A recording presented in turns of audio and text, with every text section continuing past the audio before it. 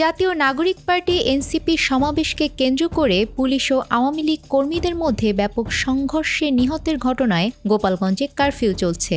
এই পরিস্থিতিতে সেখানে থমথমে অবস্থা বিরাজ করছে।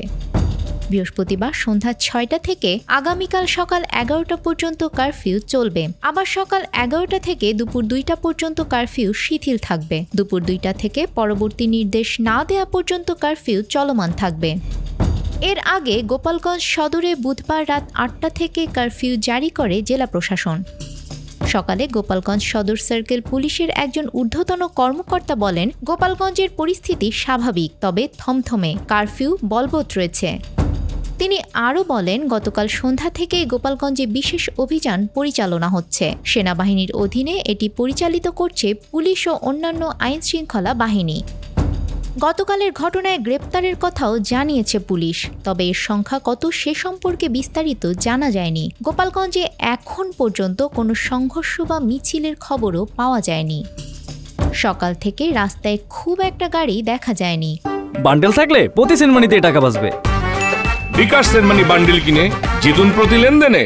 অফিসগামী মানুষ ছাড়া তেমন কেউ ঘর থেকে বেরো হননি। রাস্তায় আইনশৃঙ্খলা বাহিনীর সদস্যদের টহল দিতে দেখা গেছে। এছাড়া দুই একটি রিকশা চলতে দেখা গেছে। তবে আতঙ্কে শহরের সব ধরনের ব্যবসা প্রতিষ্ঠান বন্ধ রেখেছেন ব্যবসায়ীরা।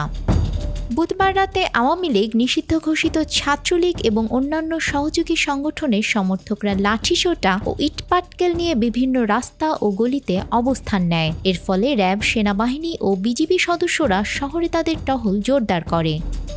বিজিবি সদর দপ্তরের জনসংযোগ কর্মকর্তা মোহাম্মদ শরীফুল ইসলাম জানান, গোপালগঞ্জে অপ্রীতিকর ঘটনা এড়াতে পুলিশ, র্যাব এবং সেনা সদস্যের পাশাপাশি ৪ প্লাটুন বিজিবি মোতায়েন করা হয়েছে।